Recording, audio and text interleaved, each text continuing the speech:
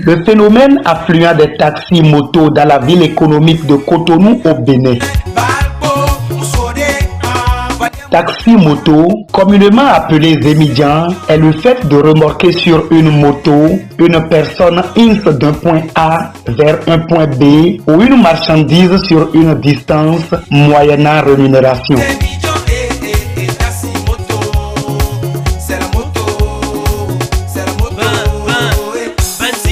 Zémidjan signifie en langue locale fond, emmène-moi vite. Le phénomène a commencé depuis les années 60-70. Le métier des Zémidjan est un métier qui est né depuis les années 60-70 parce que l'ancêtre du Zémidjan, en fait, ce sont les taxis Kana à Porto-Novo. Kana qui veut dire la cassa. Ce bien économique fabriqué à partir de la transformation du maïs. Et donc, c'était le commerce régulier dans le département de l'Ouévé, à l'est de Cotonou et de Carabi. Les femmes donc faisaient transporter leurs bagages et en ce temps, c'était les vélos de la marque Hercule, qui est une marque coloniale. Et puis, je pense que cela a évolué lorsque, à partir de 1983-85, pendant le temps de parti unique, le parti de la Révolution populaire du Bénin, il est arrivé un temps où l'État ne payait pas les fonctionnaires. Et donc l'histoire nous raconte que c'est sur le trajet de leur parcours pour aller à l'entreprise que certains ont commencé par offrir le service de transporter et des demandeurs de mobilité contre rétribution.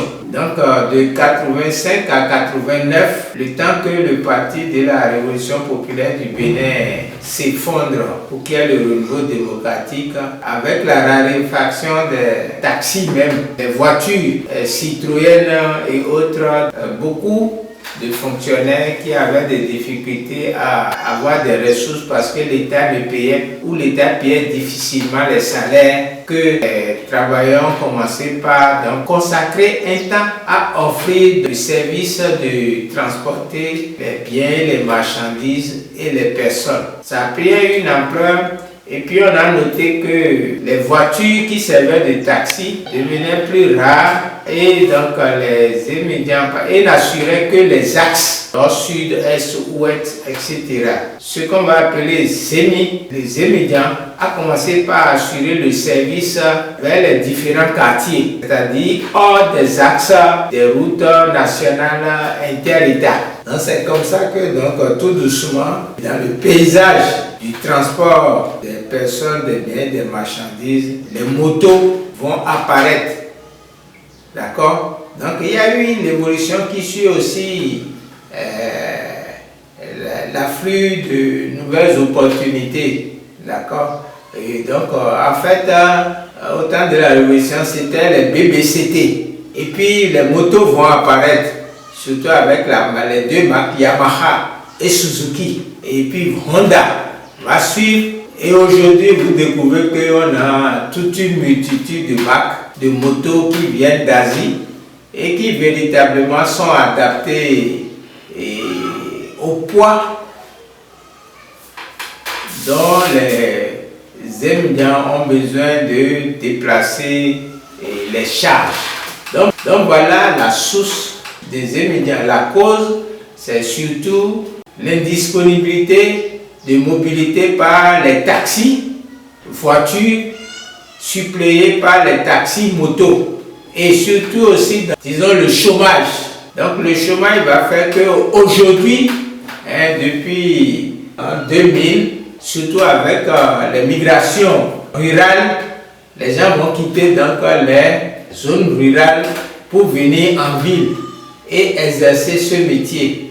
Et donc, ayant une moto, ils peuvent aisément assurer le transport de biens, des personnes, et puis en week-end rentrer au village.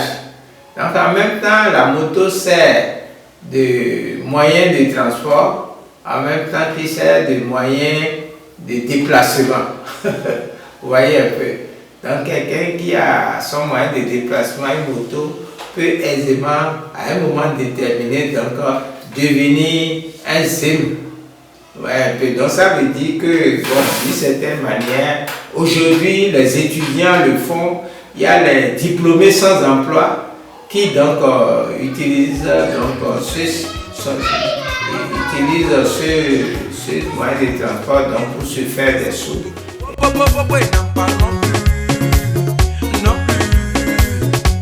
Le gérant et le conducteur de taxi moto qu'on appelle le semi-jaman. Il est conduit sur sa moto et recherche un client. Si tu es en retard, c'est le semi-jaman express. Colopi, colopin, colopin, il sort de l'embouteillage. Au bragada semi-jaman, au bragada semi-jaman, au bragada semi-jaman. Depuis un certain temps, le phénomène a évolué et a pris une ampleur suscitant de vives inquiétudes. D'abord, la rareté des pluies, la non-disponibilité des terres cultivables, la sécheresse, la recherche du gain facile ont encouragé les jeunes bras valides à quitter massivement les campagnes pour la ville économique, entraînant ainsi l'exode rural, l'abandon des terres cultivables, ce qui affecte considérablement la productivité agricole et l'augmentation des denrées alimentaires. Oui, d'une certaine manière, évidemment, il y a un désastre économique, mais qui n'est pas économique, qui est existentiel. Dans la mesure aujourd'hui, tu vois les zones rurales être désertées par les bras valides, parce que les hommes là, vous les voyez, c'est des bras valides. Ce sont des travailleurs, des producteurs de vivriers qui assurent le niveau de la satisfaction des besoins en vivrier. Le maïs, le manioc, vous avez l'igname, vous avez la tomate, l'oignon, donc vous avez un certain nombre de vivriers indispensables à la vie. Et les besoins des grandes villes comme Cotonou, Calavi, Cotomé, Porto-Novo, vous avez dans les régions, etc. Effectivement, ça fait en fait une réduction de l'effectif des actifs agricoles. Ce sont des forces de travail. Quand ces jeunes-là délaissent les campagnes pour venir en ville, ils viennent grossir ce qu'on appelle le prolétariat. Ils se mettent en groupe et puis ils dorment un peu comme les cow-boys. Ils dorment sur leurs chevaux. La moto devient les chevaux. Voilà un peu, donc au plan même humain, cela pose des problèmes. Vous voyez des fois sur la route, des sachets dans lesquels on a déféqué et qu'on a jeté sur la route. Il y a de telles incommodités humaines. Pour l'économie nationale, c'est une perte parce que ceux-là qui quittent les villages, ils sont remplacés par qui? Surtout qui laissent les femmes et leurs enfants. Les enfants ont besoin des pères pour grandir selon une certaine éthique. Et les femmes aussi, elles ont besoin de la présence du mari pour stabiliser leurs émotions. Quelque part, ils créent un désastre dans la production alimentaire pour en fait permettre au Bénin d'assurer la sécurité alimentaire. Donc ils vont acheter des habits, ils vont chercher à se protéger du froid parce que selon les saisons, il y a des attitudes qu'il faut, des habillements à utiliser. Et de temps en temps, ils ont aussi des stratégies pour renforcer leurs forces de travail. Ils consomment du café, peut-être de la drogue. Ils trouvent des idées donc d'associer plusieurs astuces. Comment assurer cette activité sous la pluie, sous l'harmattan, en période de chaleur, ce qui fait que donc le métier des ingénieurs est assez ardu. En matière de communication, ils sont ceux qui alimentent les rumeurs ou ceux qui amplifient les événements qui en fait menacent l'ordre public. Et vous allez découvrir que ils se mettent un peu de tout.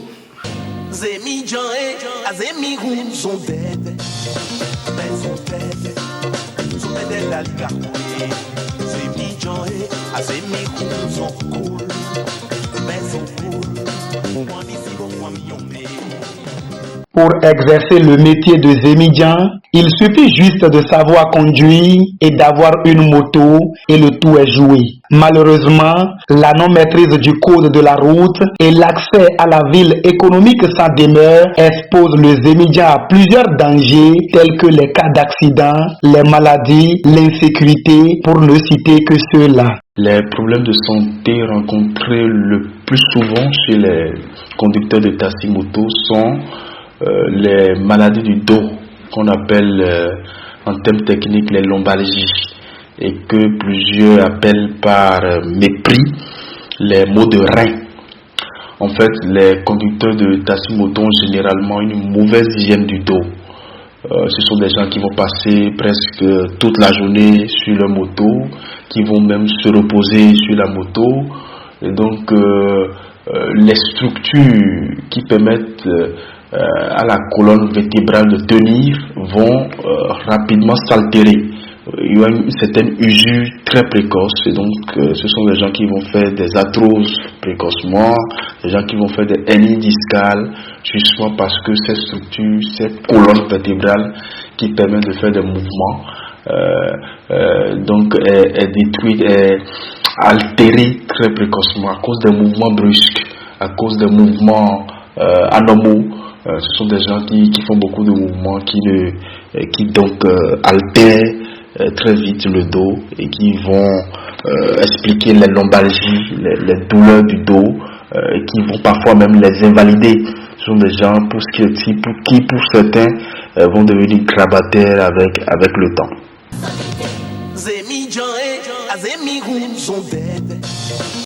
L'autre maladie rencontrée très souvent chez les conducteurs de taxi-moto, ce sont les hémorroïdes, qu'on appelle les maladies hémorroïdaires, toujours liées aux activités intenses et soutenues qui vont donc fragiliser les muscles du périnée, les muscles de l'anus.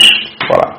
Et donc les hémorroïdes qui sont en réalité des structures normales, physiologiques que possède toute personne, vont donc perdre leur étanchéité et vont devenir flasques et vont s'extérioriser. C'est des choses très très courantes chez les conducteurs de taxi-moto, parce que le fait de rester tout le temps assis, parfois sous le soleil, ça donc altère l'étanchéité de ces vaisseaux-là, des muscles qui les soutiennent et qui vont devenir flasques. Et on aura très très couramment des hémorroïdes qui sont également favorisés par la prise de stupéfiants, qui est très très courante chez les conducteurs de taxi-moto. Donc ça fait deux facteurs qui donc prédisposent les conducteurs de taxi-moto aux maladies hémorroïdaires, que ce soit des maladies hémorroïdaires internes ou externes. Et parlant de stupéfiants, plusieurs études ont montré que les conducteurs de taxi-moto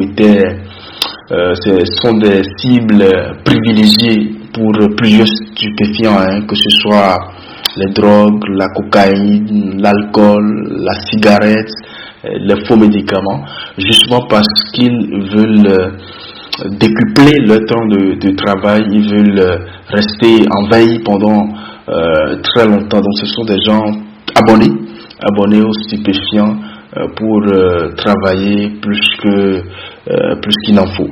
Et donc les stupéfiants, avec tout ce qu'il y a comme conséquences physiques, conséquences psychologiques, psychiques, des gens qui peuvent finir par des maladies psychiatriques, par de la dépression, par d'autres pathologies, la schizophrénie, beaucoup de pathologies psychiatriques, et qui parlent aussi de stupéfiants comme la cigarette, parlent des cancers de poumons, des cancers de la gorge, qui parlent d'alcoolisme chronique, parlent du cancer du foie et plein d'autres pathologies. Donc ce sont des gens qui sont très exposés à ces maladies-là du fait de leur profession, parlant bien évidemment des conducteurs de taxi-moto. Et donc, ce sont également des gens qui vont travailler parfois, sinon très souvent, tard la nuit.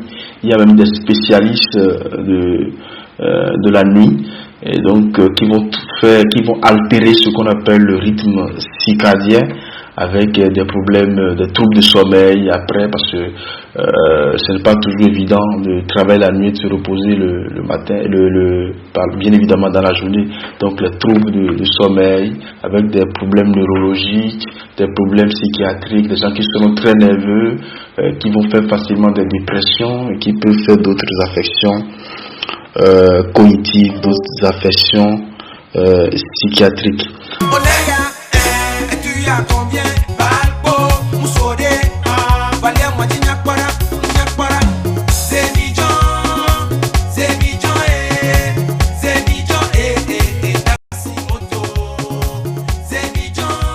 Parlant toujours des émigrants, on sait qu'ils sont très exposés aux accidents de la voie publique. Et les accidents de la voie publique vont avec les traumatismes, que ce soit les traumatismes crâniens, surtout lorsque le casque n'est pas du tout porté ou lorsqu'il est mal porté.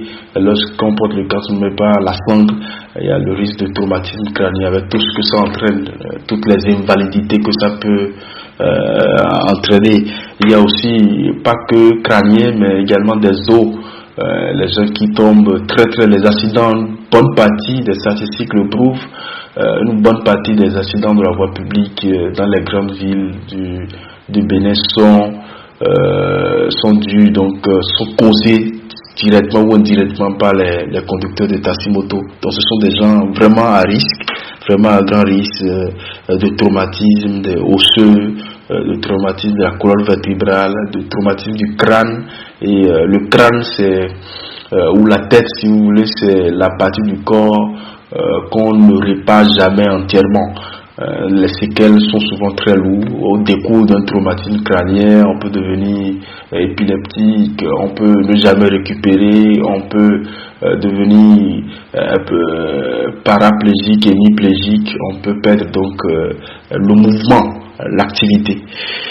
Ensuite, du fait aussi, on parle de maladies professionnelles, du fait aussi donc de l'environnement, de la poussière.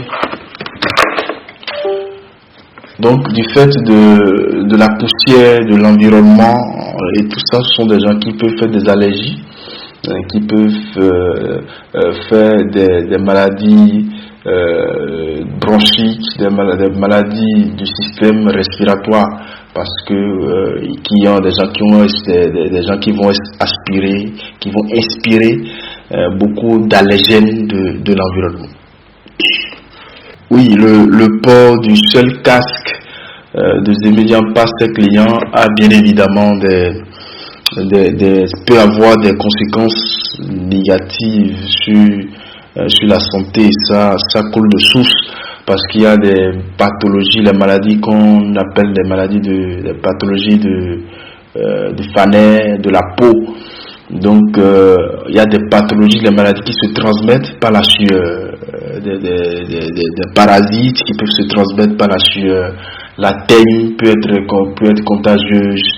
Donc si un client qui a la teigne ou qui a d'autres maladies, d'autres parasites sur la tête porte le casque, quelqu'un d'autre le porte, et la personne peut donc prendre ce parasite-là et développer également la teigne ou d'autres mycoses. Et si vous vous souvenez, il y a également des maladies virales, qui ont fait grand bruit et qui se transmettent par le contact. Et c'est la Covid-19, c'est Ebola, c'est Lassa, toutes ces maladies-là donc se transmettent par les fluides, la sueur, le contact étroit. Donc le port du même casque par tous les clients peut exposer donc à ces pathologies virales. Et puis s'il y avait entre-temps une plaie sur la tête de l'un des clients, très facilement, qui dit plaie dit le sang, donc très facilement d'autres pathologies virales, bactériennes peuvent passer d'une personne à une autre.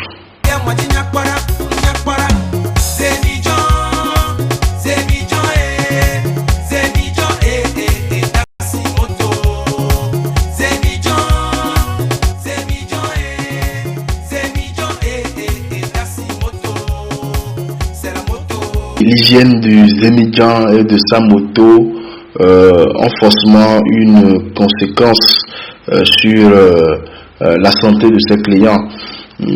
Parce que bien évidemment il y a les maladies de peau, les pathologies dermatologiques qui se transmettent par contact, donc qui se transmettent d'abord pour lui-même.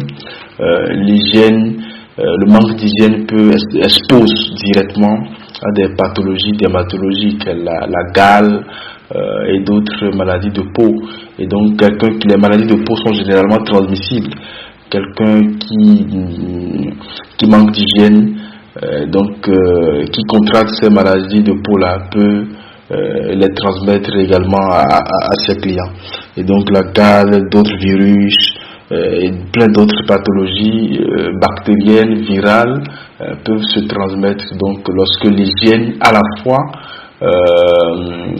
du conducteur de taxi-moto ou de sa moto elle-même ne sont pas respectés, ne sont pas pris en compte. Il sort de l'embouteillage.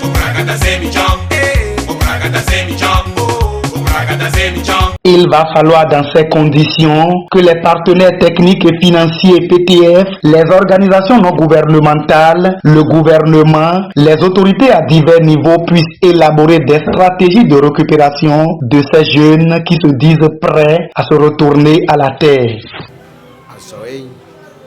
Le travail des émigrants, nous le faisons pour nous dépanner. Comme on n'a plus un boulot, on se débrouille avec ça en attendant de trouver un autre boulot plus rassurant. Quand tu n'as pas la capacité d'acheter de moto toi-même,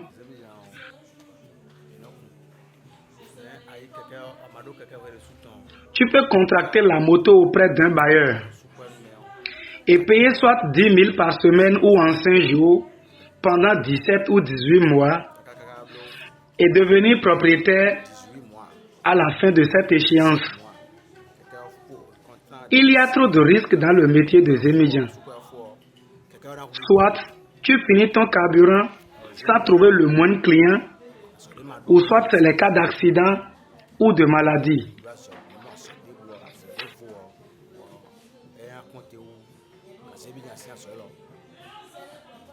Ce travail ne nous emmènera pas loin. C'est comment trouver le peu pour subvenir aux besoins vitaux qui nous a conduits aux émigrants.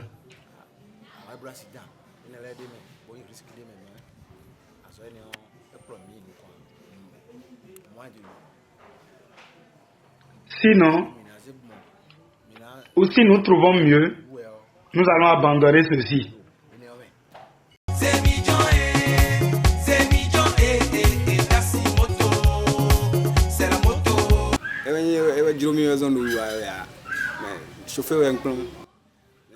Ce n'est pas par plaisir que j'exerce le métier des émigrants.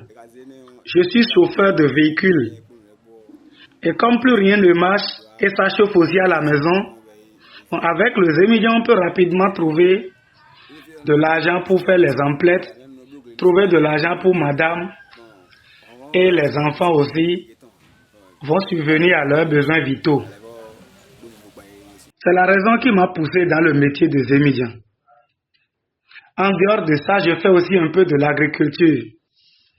Si les autorités peuvent nous venir en aide avec l'achat des intrants agricoles, un peu de moyens financiers, nous allons nous concentrer uniquement sur l'agriculture. Sinon, on est conscient que le métier des EM ne rassure pas.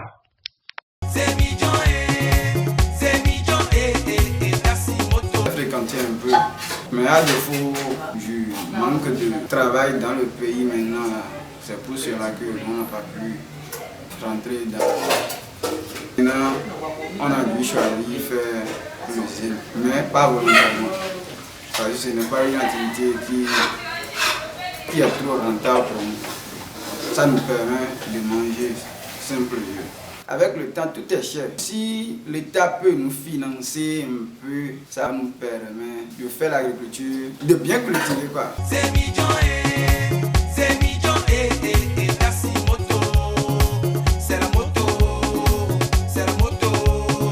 de tout ceci, il est important de prendre en compte les mesures d'accompagnement telles proposées par les émigrants pour encourager les jeunes à la terre, ce qui serait bénéfique pour notre nation, pays limitrophe des terres de tension et de refus des terroristes qui peuvent penser aussi récupérer ces jeunes par des propositions mirobolantes. Ceci est un appel à la conscience des gouvernants afin qu'ils investissent dans l'agriculture pour la prise en charge de cette jeunesse.